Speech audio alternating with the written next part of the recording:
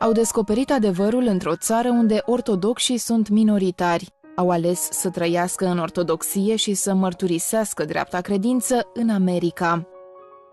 Dr. Daniel Hinshaw, profesor de chirurgie și paleație la Universitatea Medicală din Michigan și la seminarul Sfântul Vladimir din New York, și Dr. Jane Hinshaw, instructor clinic de psihiatrie la aceeași universitate, colaborează de ani buni cu personalul din Hospisul pentru îngrijiri paliative Casa Speranței din Brașov. Susținătorii ai programului de îngrijiri paliative din România au contribuit foarte mult la înființarea unei rețele de unități de îngrijire paliativă. Noi i-am întâlnit de curând în capitală, unde au susținut o conferință pentru preoții de caritate din București și Ilfov, și am avut ocazia să le cunoaștem povestea.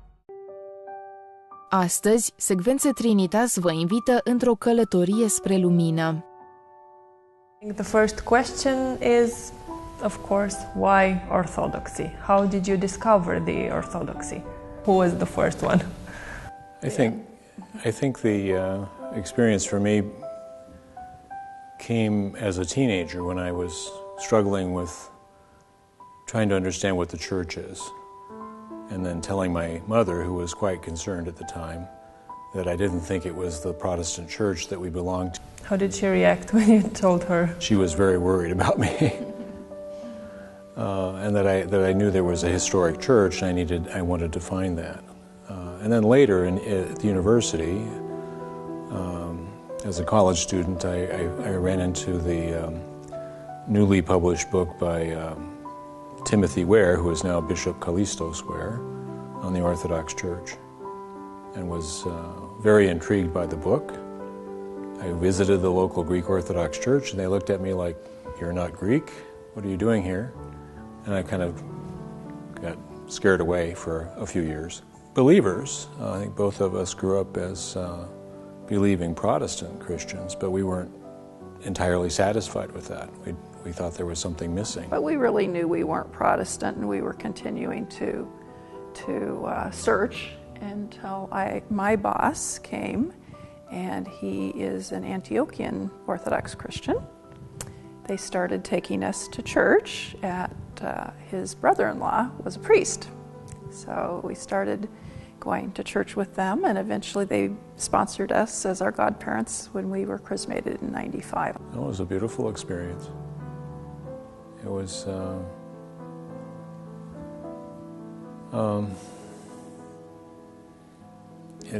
it felt like there was a sense of completion. I think that's really the best descriptor, is the fullness of the faith, because as Protestants we really hadn't been introduced to the church fathers and all of the richness of the church through the centuries. So that's been so exciting to have a never-ending well from which to drink. What was the first change you felt? As physicians, have felt a strong vocation to serve and help the sick, but it wasn't until we became Orthodox Christians that we realized how important, how central the Church's understanding of what suffering is really informs the whole process of healthcare, of charitable kinds of activities. And so we had to rethink medicine. You were a surgeon back then. Mm-hmm. And I continued to be a surgeon for a number of years. I was also a hospital administrator. At the time, about the time I became Orthodox, I was also appointed as the chief of the medical services at our hospital. And I remember telling the hospital director, who was my immediate supervisor, that I saw we were focused too much on curing disease only and not really addressing the suffering of our patients. And I don't think I would have come to that realization without the Orthodox understanding. And he kind of looked at me like, well, that's nice.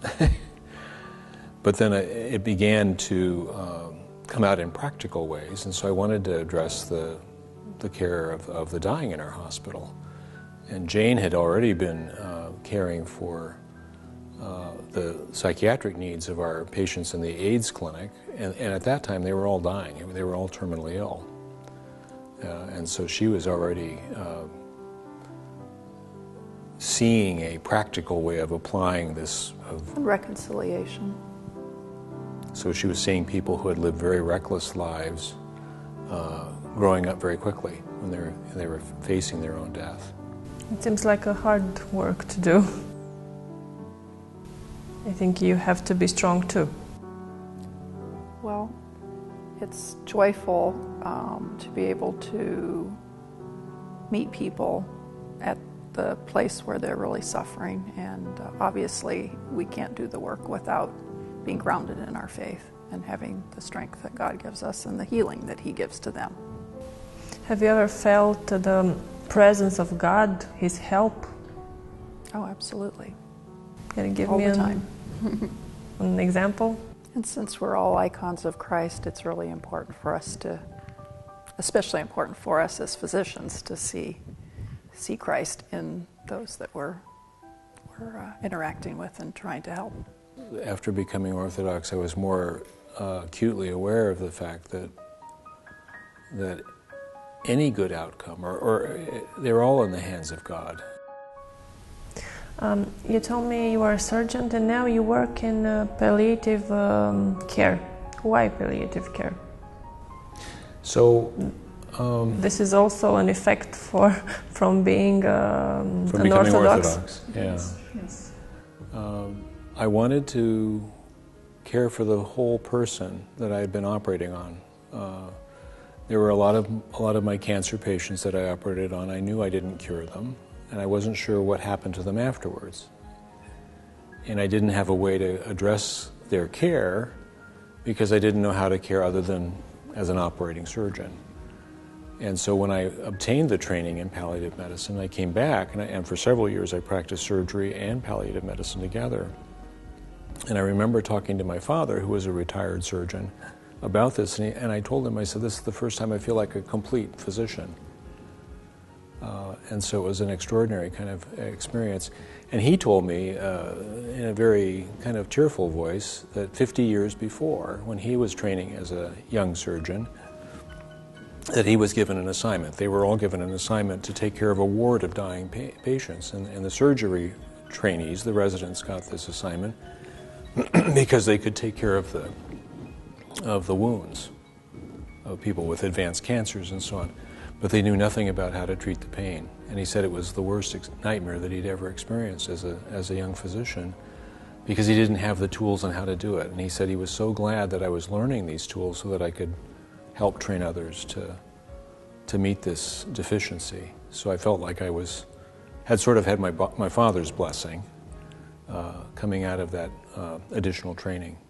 So one of these tools is the religion, I suppose. The religion has to infuse everything. It has to be the foundation, the grounding. Our spiritual life has to inform our practice. But with palliative care and psychiatry, it's a natural fit. No. So they, at the end, they discover God.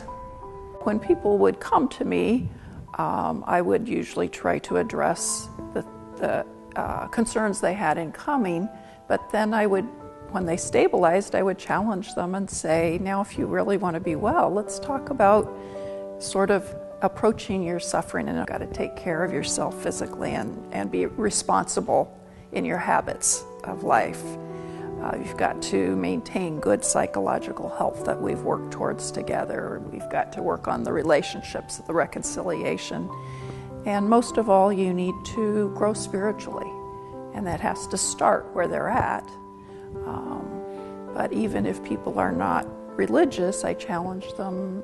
We all are looking for meaning in our life, and that's a place to start. And hopefully they'll ultimately find God. But that has to be their journey. When we teach at seminary, I tell the priests that my job is to prepare them for them, that I need to get them stable and psychologically healthy, then they can be more open to the spiritual healing. Why Romania? You told me about a journey. Let's talk about your journey here. We have been blessed to live near a Romanian monastery in Michigan. It's the monastery dedicated to the Dormition of the Mother of God. Mother Gabriella is the abbess, and the spiritual father for many years was Father Roman Braga, and we were very blessed to become acquainted over the years with them and felt a very special bond to them and the Romanian roots there, and that also endeared us to the country. And that led to a Google search of hospice kinds of activities, and that led to, inevitably, to connecting with Dr. Daniela Moșoiu, who is really one of the major pioneers of hospice work in Romania.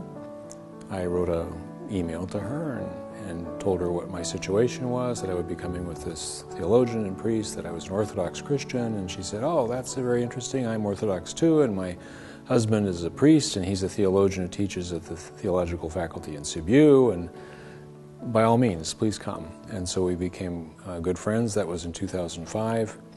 Later, we worked for a couple of years on planning a large conference. So another answer to how we found Romania is it's just like an incredible treat for us to come to a country where there's all of these wonderful churches everywhere, all of these wonderful monasteries, and we've only scratched the surface of exploring them, but it's just such a joy between our work to be able to go and have a retreat at some of the monasteries and churches and worship. We would have to get in our car and drive a significant distance to find an Orthodox church in America. Here you can walk down the street and have your pick. It's a real very blessing. exciting for us. What was the first church you visited here? Sfânta Treme, the Holy Trinity Church that's in the old center of Brașov. Tell me about a patient, your first patient. And this is about a woman in Bucharest. I saw on a home visit a few years ago.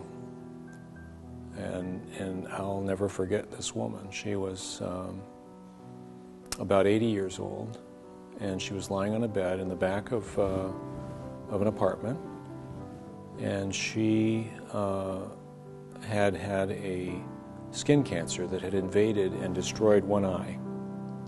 And then they had tried to treat that, and the tumor came back, and it now was invading and had made her blind in the remaining eye. And her face was, as you might imagine, very disfigured. But surrounding her on the walls, her husband had already died a few years before, but surrounding her on the walls were pictures of her in her youth in the 1940s, and she was a very beautiful woman. And the contrast was very striking. She was very thin and frail, and she was lying there, and so I could only communicate through translation. But I could touch her. I could touch her hand, and she had a very firm grip, and so we held hands, and then I talked through the translation, and asked her what she was hoping for, and she knew she was dying. She said, "Oh, if I could see one more time, that would be a wonderful blessing." And she was a devout Orthodox, and I asked her, because sometimes this is very important, that people near the end of life, they sometimes have these experiences. I said, "Have you had any dreams lately?